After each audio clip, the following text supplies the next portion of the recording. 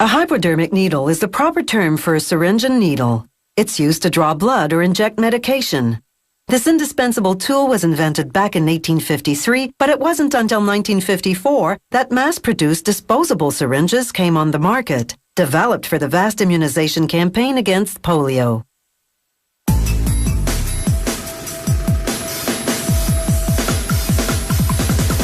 A syringe may make you cringe, but the treatment it delivers could be a lifesaver. To make a hypodermic needle, they start with a flat strip of stainless steel. A milling machine rolls it into a tube shape. A laser welds the seams together. But what makes the steel stiff enough to use is something called cold work, in which they press the tubing through a die several times.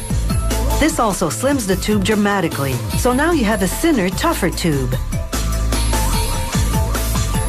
It takes about a couple of days to turn the stainless steel strip into a tube with needle potential. But it will have to be sharp to perform, and the next steps will focus on getting the steel tube to a point where it's more than just a blunt object. An electrically powered blade scores the walls of the tubes as rubber pads bear down and roll. This rolling causes the tubes to finally break at the score line. The tubes are being cut down to size, about 5 centimeters long.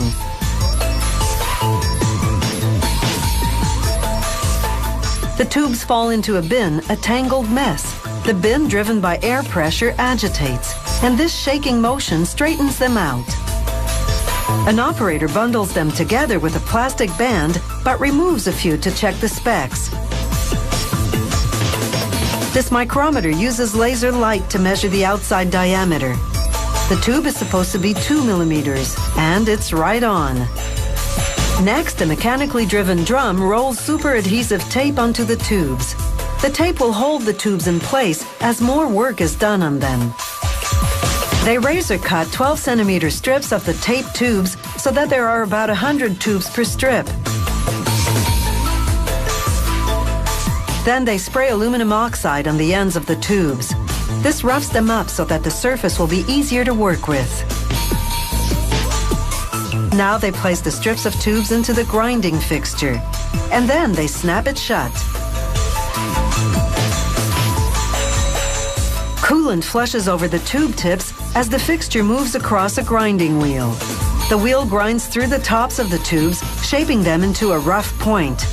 This is only the first grind, so it's not yet needle sharp.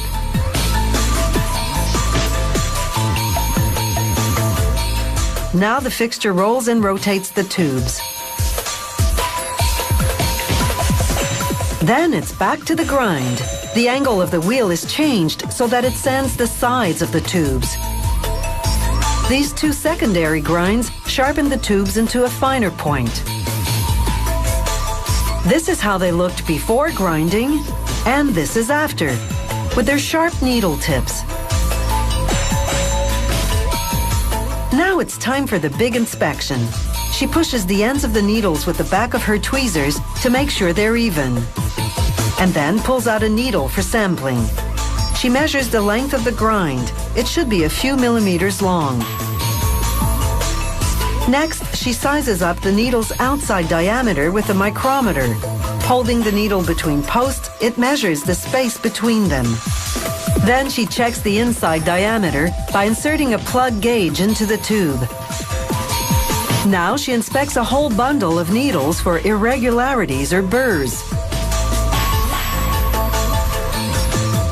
Using tweezers, she removes one for a close-up look under the microscope. Once they pass inspection, it's on to the big wheel or the automated assembly machine.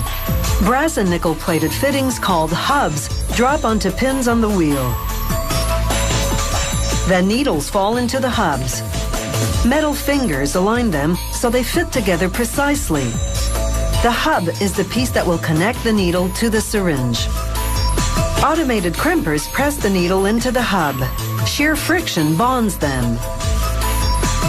Now 2 metal pads on the same wheel position the needle. A plastic sleeve drops down, encasing the pointed tip. Finally, a robotic arm lifts the needle off the wheel and drops it into a bin. The needles are now ready for you, but are you ready for them?